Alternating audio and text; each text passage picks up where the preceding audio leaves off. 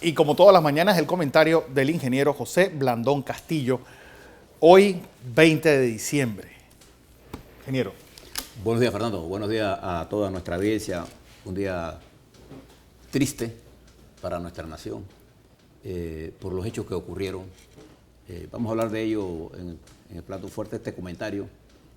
Pero igual de triste como la nación panameña se sintió ese día. Ayer una serie de eventos han conmovido el mundo. Déjeme hacerle un resumen para que usted esté al día mientras volvemos al debate nacional. En el día de ayer, frente a las cámaras, el embajador de Rusia fue asesinado en Turquía, sí, creando una conmoción de inmediato. Y recuerde que Turquía y Rusia tienen un acercamiento durante los últimos meses.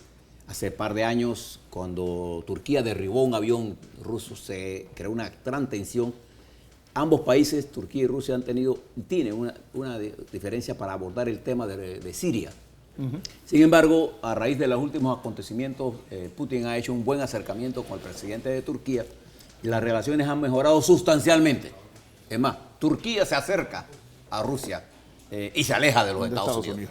Entonces, le hemos comentado sobre eso. Ayer ocurre esto en lo que el presidente Putin de Rusia catalogó como un atentado y una provocación, con la idea de disminuir las relaciones entre Rusia y Turquía. Pero mientras esto estaba ocurriendo, al cercano a las 5 de la tarde, hora de Berlín, se produce un incidente que todavía no iba a ser en ese momento catalogado como un atentado, pero que ya en la mañana de hoy, en una intervención, bueno, en la mañana de hoy de nosotros, era a las 5 de la mañana cuando la primera ministra de hoy, Merkel, hablaba al pueblo alemán, en donde reconocía que este atentado había sido real, que esto era con toda probabilidad un atentado y no un accidente. Como consecuencia, Alemania ha sido objeto de un atentado terrorista, en donde, parecido mucho a lo que ocurrió en Niza, en Francia, un camión a velocidad se tiró contra un mercado navideño muy común en Berlín y en Alemania. Europa. Pero en Berlín este era el más famoso. Y al día, el momento en que se dio el accidente, quedaron 9 muertos, pero ya se ha elevado la suma a 12 muertos, producto de los que quedaron heridos y que han muerto en este proceso. Y la primera ministra se dirigió al país explicando, la canciller, claramente lo que era este incidente, haciendo un llamado a Alemania para que no se dejara atrapar en el miedo de esto y que valorara Alemania bien qué estaba ocurriendo, porque se trata de un migrante pakistaní. Un pakistaní, y todo parece indicar, ella no lo dijo, pero las informaciones de inteligencia que circulaban en la madrugada de hoy era que este terrorista, podríamos decirle ya así, capturó este camión, mató al conductor y la persona que estaba muerta al lado de él no murió en el accidente, estaba muerto, sino que lo había asesinado para apoderarse del camión. Todo eso está en un proceso de discusión. Y en el marco de todo esto, en Suiza, un ciudadano entra a un edificio y le entra a balazo a 3 personas. Todo esto ocurrió en el día de ayer, llenando a Europa nuevamente de luto y dolor. El terrorismo vuelve a ser su aparición fuerte en Europa, y esto pone uno de los elementos de terrorismo y la lucha contra el terrorismo en primer plano. Ahora le voy a hacer una vinculación a esto.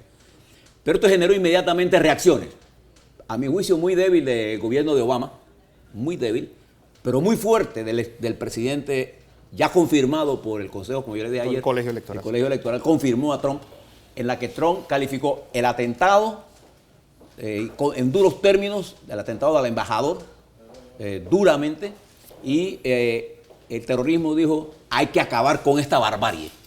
Esa fue la reacción del señor presidente electo de los Estados Unidos, duro, y enviándole su solidaridad a Rusia, él directamente. En el caso de Obama lo hizo el secretario de Estado Kerry, enviando una solicitud de comprensión y de solidaridad con Rusia. En Panamá, el presidente Varela, en forma correcta, envió su solidaridad primero a Rusia y después a la canciller alemana y al pueblo alemán por esto. Nosotros aprovechamos aquí a nombre de nuestra corporación para enviarle al pueblo alemán nuestra solidaridad al pueblo suizo al pueblo de Turquía, de Rusia, nuestra solidaridad. No hay terrorismo bueno. El terrorismo en cualquiera de sus manifestaciones es una perversidad de la sociedad. Este elemento del terrorismo y el financiamiento del terrorismo es un tema que es de prioridad en Europa. Por eso es que para nosotros este tema hay que darle seguimiento, porque gran parte de la actitud hostil que tienen algunos países europeos con Panamá es porque desde las compañías offshore que en Panamá se crean, se utilizan por sectores ligados al terrorismo y o al crimen organizado para obtener financiamiento. Entonces esto hace que ellos tengan frente a Panamá una actitud muy dura. Yo se lo señalaba con los atentados que se dieron en Francia, pero ahora se dio en el corazón de Alemania, Berlín.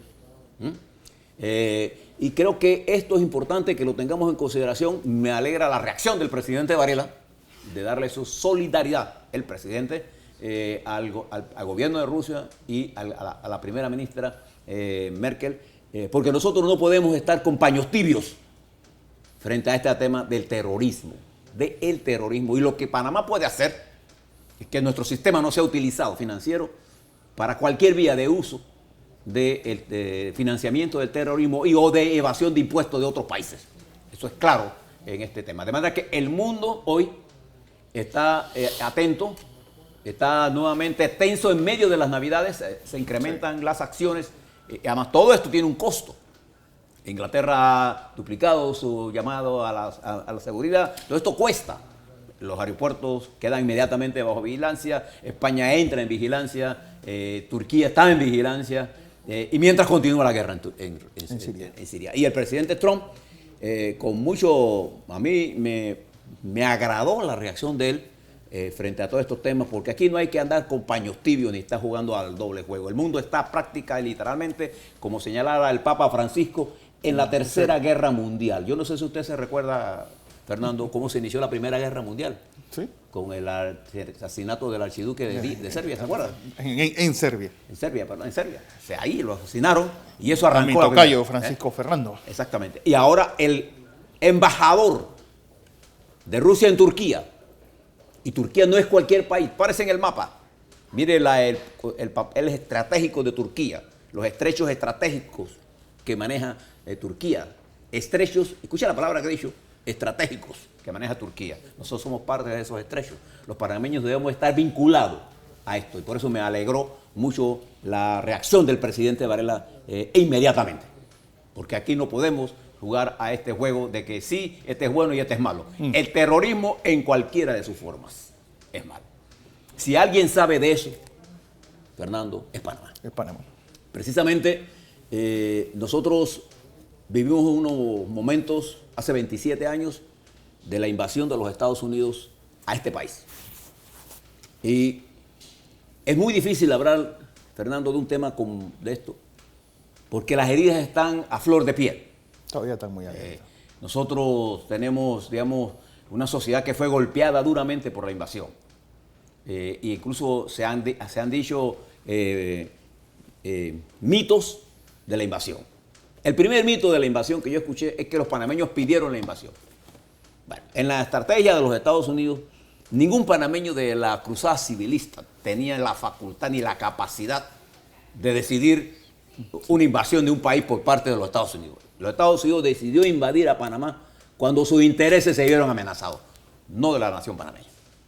Usted recordará aquel momento, yo estaba en Washington, los Estados Unidos en ese momento, el presidente Bush venía cayendo en las encuestas por la burla que Noriega le hacía.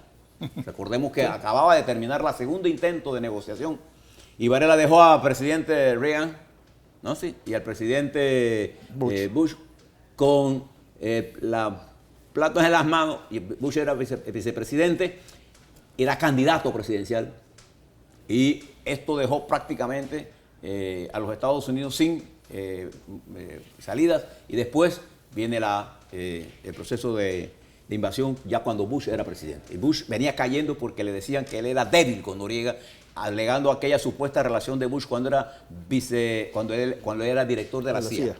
Subdirector de la CIA. Bien. Entonces, la decisión de invadir fue una decisión de los Estados Unidos en función de los intereses.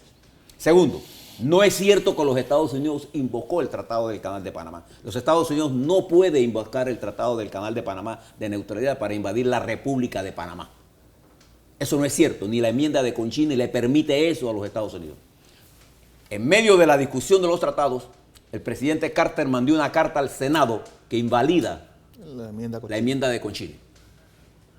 De manera que no se puede utilizar por parte de los Estados Unidos unilateralmente el uso de el Tratado de Neutralidad. La tercera cosa es si esto fue para liberarnos a nosotros. En realidad, los Estados Unidos, cuando invadió Panamá, tenía varios objetivos estratégicos. Recuerda que esto ocurrió hace 27 años, en un proceso electoral en Nicaragua, en donde los Estados Unidos estaban envueltos en el apoyo a la contra. La invasión de Panamá provocó la caída del sandinismo en las elecciones siguientes, más todos los errores que los sandinistas cometieron del libro de los errores que no se pueden cometer cuando uno gobierna. Bueno, los sandinistas se los comieron todos, pero impulsó esto, la acción de los Estados Unidos, porque le dijeron, aquí estamos nosotros.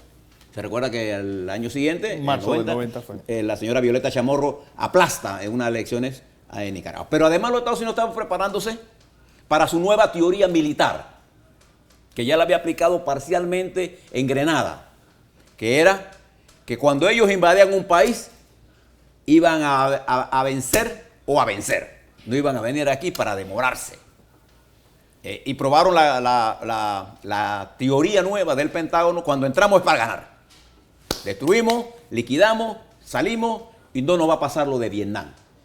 No habrá más Vietnam. Esa era la nueva teoría del Pentágono que se cumplió en Panamá. Y además vinieron a probar nuevos armas. El uso de los STAL, por ejemplo, que usaron allá en Río Hato. Probaron varias armas y movilizaciones masivas en pocas horas. Y además, un Noriega que no creía en las invasiones porque se consideraba muy protegido por la CIA. ¿No? Sí, la CIA al final no solamente lo abandonó cuando nosotros comenzamos una campaña en los Estados Unidos, nosotros, el grupo que estaba exilado, entre ellos tu tía Mayín, logramos aislar a la CIA de Noriega. Pero en la invasión nadie protegió a Noriega. Además que todos aquellos que creen que los organismos de inteligencia los protegen, eso es puro cuento. Los organismos de inteligencia de Estados Unidos, igual que de cualquier imperio, solo protegen los intereses de su nación. Violan la ley en los territorios que no son los de ellos. Y algunas veces cuando lo hacen donde ellos están presos. Entonces, esta situación, esta decisión, pasaba también por la liquidación de las fuerzas de defensa. Aquí ellos no vinieron aquí a dejar la fuerza de defensa como estaba. Recuerda que yo le expliqué que el golpe militar que dio Omar Torrijos y el Boris Martínez no estaban en control de la CIA. Y hubo intentos de la CIA por derrocar a Torrijos. Entonces ellos vinieron a quitar la fuerza de defensa y se acabó. Rompieron la estructura militar e hicieron a Panamá dependiente de la estructura de inteligencia de ellos. De manera que el objetivo estratégico de ellos, de pasar el control de la inteligencia estratégica de Panamá a manos de ella, todavía existe. Todavía hay gobiernos en Panamá que le permitan a los Estados Unidos el dominio total de nuestro territorio en función de los intereses estratégicos de los Estados Unidos. Es una realidad. Pero viene la invasión, y fíjense que cuando la invasión se produce el saqueo. ¿Sabe por qué? Porque los Estados Unidos jamás pensó en Panamá.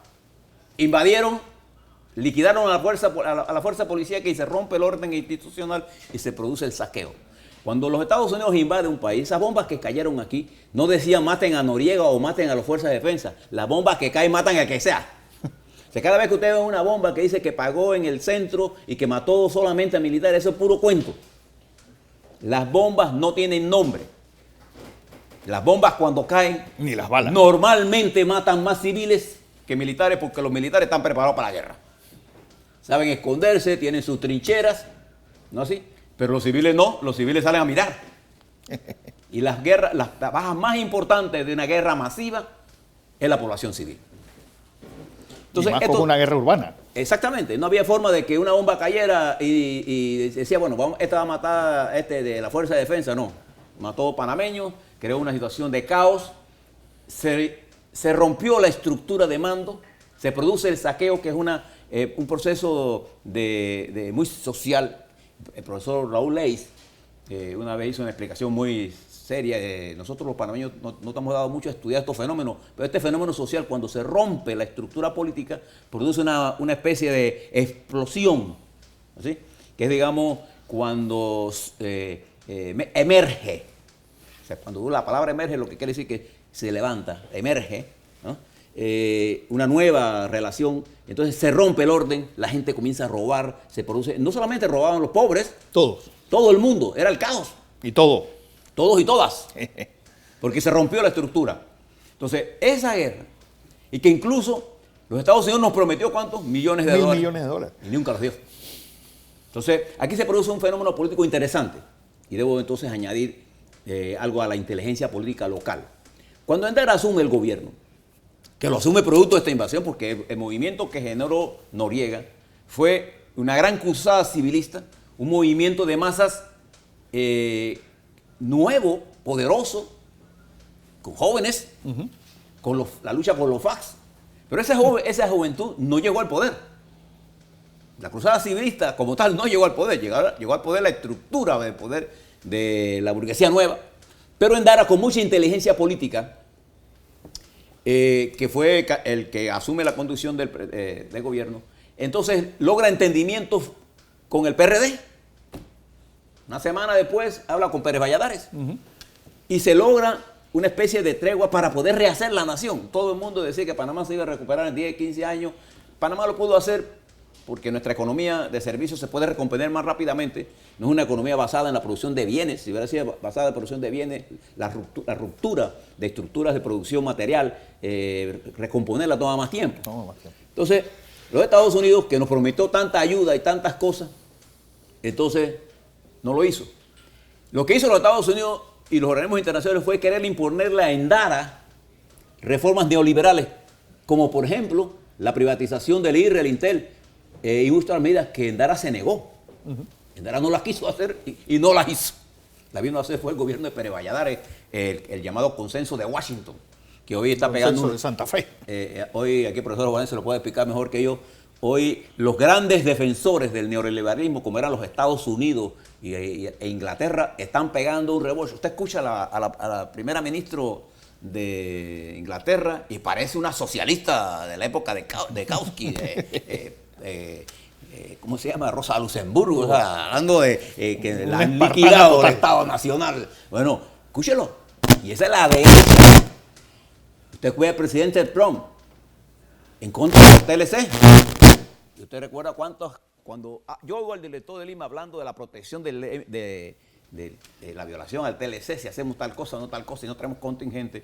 Yo me pregunto si él ha escuchado lo que está pasando en el mundo. Es que el mundo viene de rebote. Bueno, Endara se negó a eso, pero Endara hizo una cosa importante, de las muchas que hizo. Fue dentro de la margen de persecución, que hubo persecución contra la dirección del PRD, que la hubo. Hubo militares presos, pero Endara bajó el tono de eso, y en la primera elección parcial que se da en este país de diputados, el PRD gana. En el 91. Gana. Entonces, aquellos que decían que el PRD estaba liquidado, nadie está liquidado en la política, nadie se muere hasta que se muere. Sí. Y ellos no estaban muertos. Entonces, ¿qué es lo que quiero hacer rescatar? Que fue la capacidad de Endara y su grupo dirigente de ese momento de no profundizar la ruptura política que se dio en ese momento institucional y logró unir retazos con retazos y la nación se recuperó de esta situación, que viene también a tener efectos en las reformas estructurales que va a hacer Pérez Valladares. Eso sí, Valladares aceleró el consenso de Washington más allá incluso de lo que se le había pedido. Incluso yo recuerdo una discusión que nosotros tuvimos con él cuando él dio los aranceles, bajó los aranceles agropecuarios más allá de lo que se había pactado. Y eso fue mortal para el sector agropecuario. Desde allá, en el sector agropecuario, vivimos en una agonía permanente. Porque al destruir las barreras arancelarias, destruimos las pocas protecciones, adelantamos el tiempo del cambio y no dimos espacios a la transformación del sector. Entonces, rescato de la invasión esa capacidad política. Y hoy, que le rindo tributo a los panameños que murieron, los dirigentes políticos de este país, el mejor tributo que le pueden hacer a esos héroes de la patria que murieron, sería entender la nueva situación que está en este mundo, en este momento. Fíjense lo que está pasando en Panamá 27 años después de esa invasión. Cierto que hemos recuperado muchos derechos, ¿cierto? pero hemos perdido muchos otros derechos también. Y hemos profundizado una de las principales contradicciones de la sociedad panameña, que es la desigualdad. Aquí los ricos cada vez son más ricos y los pobres cada vez son más pobres. Pero peor, el salario real de nuestros trabajadores, llámese sindicato, obrero o empleados públicos, el salario real ha venido cayendo. Es decir, la distribución de la riqueza.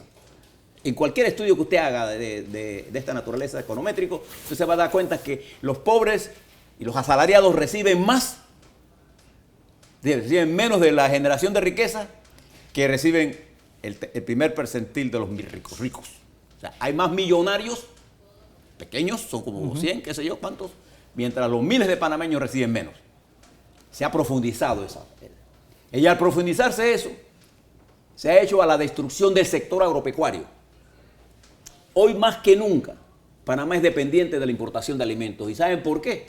Por ese que llamado consenso de Washington y esa aceleración de las tasas de la eliminación de aranceles liquidó el sector agropecuario. Y no hay políticas para la producción de alimentos. No hay. En un mundo en la que el desarrollo de China, el desarrollo de la India, el desarrollo de la República de Rusia, el desarrollo de nuevos países, de nuevas sociedades que consumen más, y ahora el nuevo incremento del petróleo va a incrementar el precio de los alimentos. Y entonces eso va a traer que Panamá, que produce menos alimentos, por una dirección política más interesada en la comercialización, en la importación, que en la producción nacional, entonces vamos a hacernos nosotros dependientes, vamos a importar subsidios e inflaciones de otros países mientras liquidamos al sector que vive, desarrolla empleo en donde está la mayor cantidad de pobreza. Es decir, vamos a incrementar la pobreza. Bien. Otra cosa importante, la invasión destruyó todo el sistema institucional de Panamá. Bueno, hoy la incapacidad política produce otra destrucción del sistema estructural político. Y eso que ustedes están viendo, por ejemplo, a mí me llamó la atención que no pudieran darle una respuesta a los arroceros ayer, y entonces veo un periódico aquí de la 12 de octubre diciendo, los políticos se infiltraron, esa teoría de que los políticos se infiltran. Sí, hay PRD que producen arroz, hay Cambio Democrático que producen arroz, hay panameñistas que producen arroz, hay independientes que producen arroz. ¿Cuál es el problema? Entonces, fíjense cómo queremos desvirtuar. Entonces, en vez de darle una salida a una crisis que tiene, yo no sé si ustedes se dan cuenta que para la gente del interior, los señores del gobierno, no es un problema de vender arroz, es una angustia existencial ya. Si yo tengo la producción de arroz metida en unos camiones que se está dañando porque no hay silo, porque ustedes importaron arroz pilado, ¿cómo ustedes no creen que yo me voy a sentir? A ver. Y ahora estamos importando, vienen los contingentes, yo le estoy diciendo, en el 17 la industria porcina va a ser amenazada sustancialmente porque más o menos 2.700 millones de toneladas de porco van a entrar en contingente aquí. Cuando hay una caída en el precio de los puercos que se consumen menos, ese puerco usted cree que ¿para dónde va a venir? Porque para los Estados Unidos cualquier mercado es grande. Ellos pueden hacer cosas y nosotros no. Sí. Hombre, tenemos que actuar. Estas son las cosas que tenemos que hacer. Y fíjense, terminó la invasión y ahora los Estados Unidos, el poder extraterritorial, ese poder extraterritorial del Estado mundial, de la plataforma financiera del mundo, que es el verdadero poder, entonces nos aplica el torque político y quiebra las empresas panameñas. Este caso de la lista Clinton es un elemento claro de intervención antidemocrático. El señor embajador de los Estados Unidos debe saber claramente que los Estados Unidos viola claros derechos humanos nuestros cuando puede hacer lo que hizo, y entonces él dice que es una medida administrativa y nosotros no reaccionamos. Bueno, esa es otra forma de intervención, quizá la más perversa, porque esta es como tirar bombas de neutrones, que mata a todo el mundo, pero no destruye la estructura. Entonces, creo que esta nueva invasión, que es el poder extraterritorial, cuando yo hablo de poder extraterritorial me refiero a todo este poder del sistema financiero mundial. Fíjense si ellos actúan, cómo actúan. cuando se dio la crisis del 2008, donde los grandes banqueros de los Estados Unidos estafaron al pueblo norteamericano. Todos quedaron libres, incluso siendo asesores del señor Obama. Sí. Para que estén claros, no hay ningún banquero de esos preso. ¿Quién pagó la deuda? El pueblo norteamericano. ¿Quiénes perdieron en eso? Los norteamericanos que le quitaron las casas. ¿Y por qué votaron por Trump? Porque ese es un pueblo, el de Estados Unidos, cabreado del sistema político. ¿Quién nos aplica medidas extraterritoriales a nosotros? Quebrando nuestras empresas. Ese mismo poder.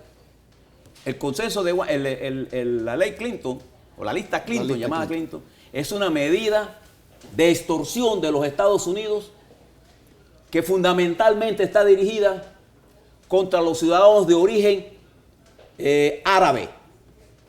No es la primera vez, ¿no? Si usted fija, ¿a quiénes son los que introdujeron aquí en Panamá?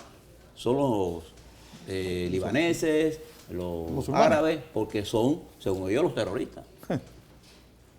¿Sí? Usted no ve blanquito de otro lado metido en esto. Ni los WASP. ¿Ah? Usted no ve, para hacerlo claro, judío metido en esto. Entonces, esta nueva situación es la que tenemos los panameños que estudiar. Porque ya la invasión físicamente dejado sus huellas. Es muy difícil hablar de esto porque hay mucho dolor todavía a flor de piel. Pero estamos sufriendo otra forma de intervención. Y nuestra economía y nuestros dirigentes deben entender, no es hora de estar solamente recordando, analizando, es la hora de entender la historia para ponerla en la perspectiva del presente. Cuando yo le hablo de todo lo que pasó en Europa ayer, es porque ese terrorismo que está instalado en Europa, ¿quién es el responsable de esa migración que se está produciendo en Europa? La decisión del poder supranacional de intervenir países y destruir países, destruyendo la estructura que produce oleadas masivas que han ido a Europa y que incluso vienen a los Estados Unidos. Entonces, yo creo que es importante entender todas estas cosas porque nosotros necesitamos actuar con madurez, con más inteligencia, con más capacidad para poder lograr hacer esto.